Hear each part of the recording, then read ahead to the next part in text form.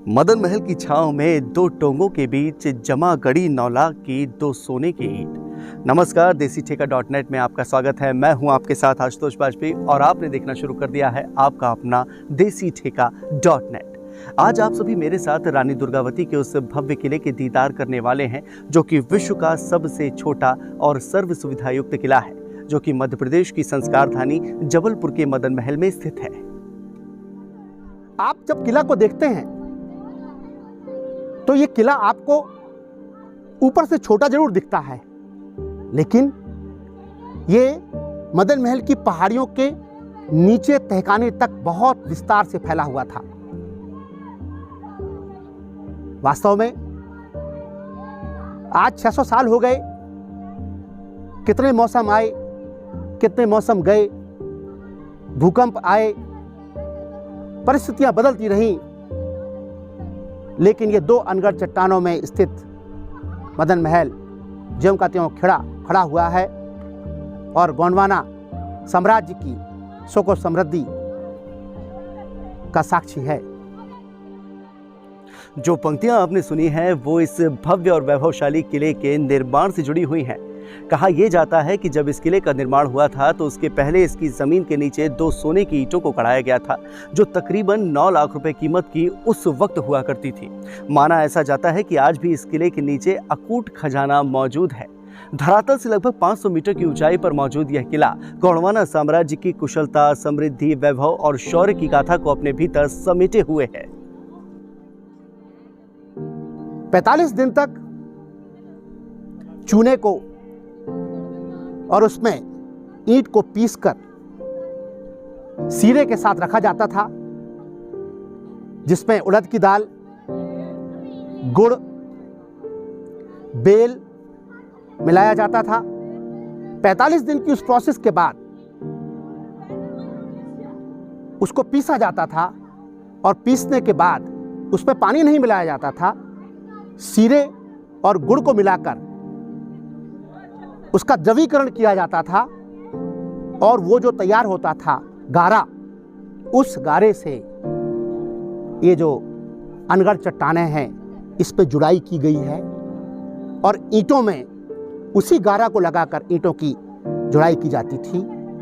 और ये अद्भुत जो वास्तु निर्माण की जो विधि है, जो भारतीय विधि है, जिस विधि के कारण भारत के विभिन्न क्षेत्रों के किले, कोई 1000 साल पुराना और भी इससे साल पुराने किले आज भी सुदृढ़ और मजबूत हैं, और उसका ये एक सर्वोत्तम नमूना जबलपुर में स्थित मदन महल का किला है, जिसमें इसी विधि का इस्तेमाल करके इसको बनाया गया। इस किले का निर्माण 10वें गोंड राजा मदन शाह के द्वारा करवाया गया था, जिसका इस्तेमाल राजा के द्वारा वॉच टावर, सैनिक अवलोकन किले के तौर पर किया जाता था। मतलब आप कुछ यूं समझ सकते हैं कि इस किले के कंधे पर पूरे साम्राज्य की सुरक्षा की जिम्मेदारी हुआ करती थी। इस किले का निर्माण वीर गोंड सम्राट मदन सिंह ने करवाया था और ये एक वॉच टावर के रूप में प्रयोग किया जाता था। इस किले के ऊपर से आप सारे शहर के दर्शन कर सकते हैं। पहले बहुत घना जंगल था यहाँ पर, और इन पूरे घने जंगलों में जो गौड़ सैनिक थे वो अपने तीर बाण लेकर बैठा करते थे और लगभग 30 से 40 किलोमीटर तक के विस्तार में सेना पूरी फैली रहती थी, सुसज्जित रहती थी। इसलिए मैं आपसे कह रहा था कि ये किला जो है ये विश्व का सबसे छोटा और सबसे सुदृढ़ और अभेद्य किला था। यहाँ पर परिंदा भी पर नहीं मार सकता था। इस प्रकार की यहाँ पर इस किले की सुरक्षा थी।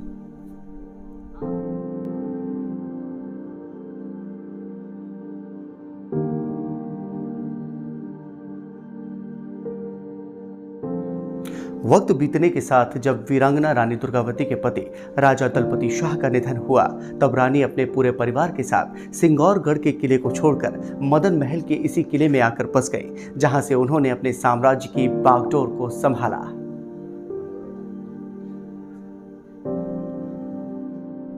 और गोंडवाना साम्राज्य को उनका सबसे महान सम्राट संग्राम शाह के रूप में मिला। और संग्राम शाह ने इस किले का जीर्णोद्धार किया, इसको सुदृढ़ किया, अभेद्य बनाया और इसमें एक किले की जो बनावट होती है और जो साधन होते हैं वो सब उपलब्ध कराए। वस्तुतः इस किले के चतुर्दिक 3 बड़े सरोवर तैयार हुए, संग्राम सरोवर, गंगा सागर, बाल सागर, और इन सब दृष्टि से यह विश्व का सर्वश्रेष्ठ किला कहा जाता है। लेकिन इस किले में सबसे अधिक निखार तब आया जब गोंडवाना की सम्राज्ञी रानी दुर्गावती ने इसको अपना निवास स्थल बनाया। उनके पति दलपत शाह, जिनको सिंगौरगढ़ पसंद था,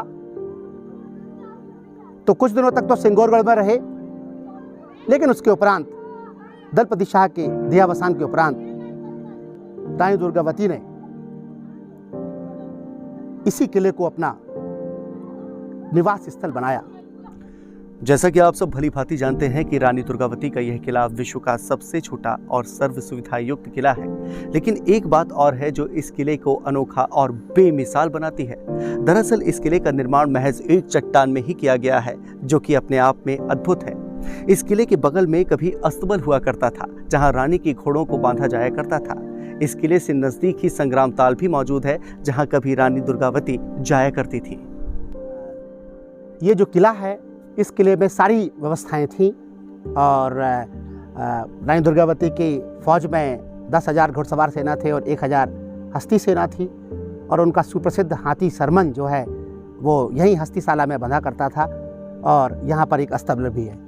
लेकिन इसके अतिरिक्त यहाँ पर रंगशालाएं थीं और रंगशालाओं में यहाँ पर जो संगीत की जो सभाएं आयोजित होती थी और यहाँ पर जो है एक सभागार था और उस सभागार में जो है एक से एक विद्वान जो है यहाँ पर आमंत्रित किए जाते थे और बहुत सारी बातों पर विचार विमर्श किया जाता था। मैंने आपसे पहले भी कहा था कि यह जो है जलवायु की दृष्टि से तो बहुत अच्छा था ही, साथ ही यहाँ पर जो जल संसाधन थे उसकी भी यहाँ पर बहुत अधिक प्रचुरता थी। तो इस दृष्टि से देखा जाए तो ये जो किला है ये विश्व का सबसे सुदृढ़ और सबसे अभेद्य किला है और इसको चट्टानों पर बनाया गया था ताकि मजबूती को ध्यान में रखते इसको बनाया गया था।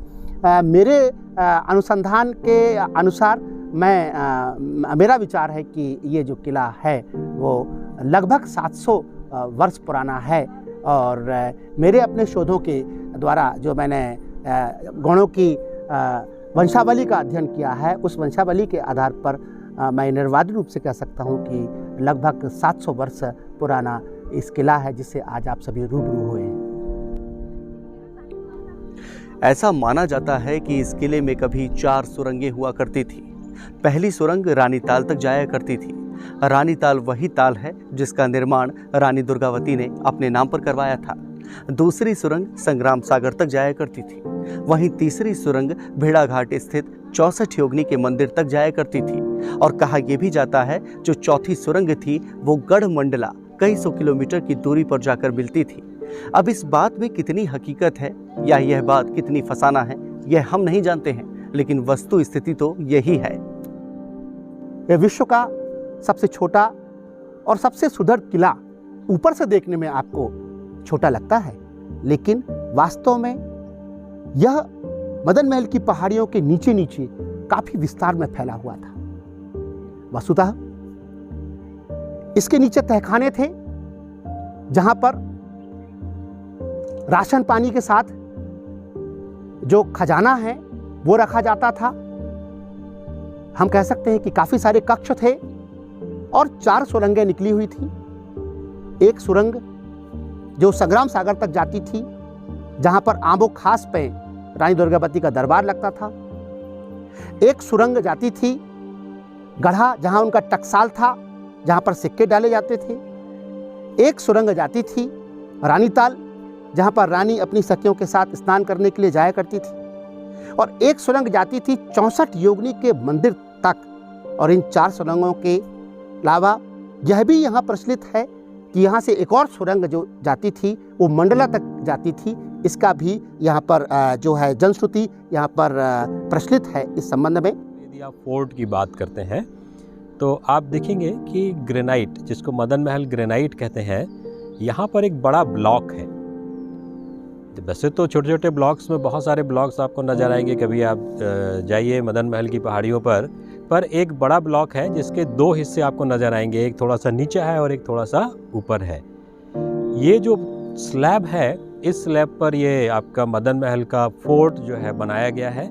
3 मंजिल का ये फोर्ट है और ये ऐसा फोर्ट है चूँकि नीचे स्लैब लाइक स्ट्रक्चर है, इसीलिए इस फोर्ट पर कोई नींव नहीं डाली गई है। तो मुझे लगता है शायद भारतवर्ष का या विश्व का पहला ऐसा छोटा फोर्ट होगा जिसमें कोई फाउंडेशन या कोई नींव नहीं है। और उसकी ज़रूरत भी नहीं थी, क्योंकि नीचे एक बहुत ही कॉम्पैक्ट, हार्ड या जितनी भी चट्टानें मिलती हैं हमारे अर्थ में, उसमें सबसे ज़्यादा कठोर चट्टान ग्रेनाइट है और उस ग्रेनाइट पर ये फोर्ट बना हुआ है कि नीचे से क्षरण होने की, क्षय होने के कोई चांस नहीं है और ये मॉन्यूमेंट हमेशा बना रहे, ऐसा मुझे लगता है। हिस्टोरियन के लिए ये बहुत ही उपयोगी सिद्ध होगा। मेरा आग्रह है कि न केवल भारत वरन विश्व की अमूल्य धरोहर को जानें, समझें, इसकी सुरक्षा करें, इसको नमन करें और पूरे विश्व के समुदाय से आग्रह है कि संस्कारदानी आए और इस सामरिक महत्व के स्थल को देखें। मकान के बनने में महज चंद वर्षों का वक्त ही लगता है, लेकिन किले के निर्माण में दशक बीत जाते हैं। उसके बाद किले की बुनियाद इतनी मजबूत हो जाती है कि उसकी बुनियाद को कोई हिला तक नहीं पाता है। तो बिना देर किए रानी दुर्गावती के इस किले को देखने के लिए चले आइए, जिसका कण कण इसकी शौर्य गाथा को बयां करता है। तब तक के लिए बने रहिए आपके अपने देसी ठेका .net के साथ।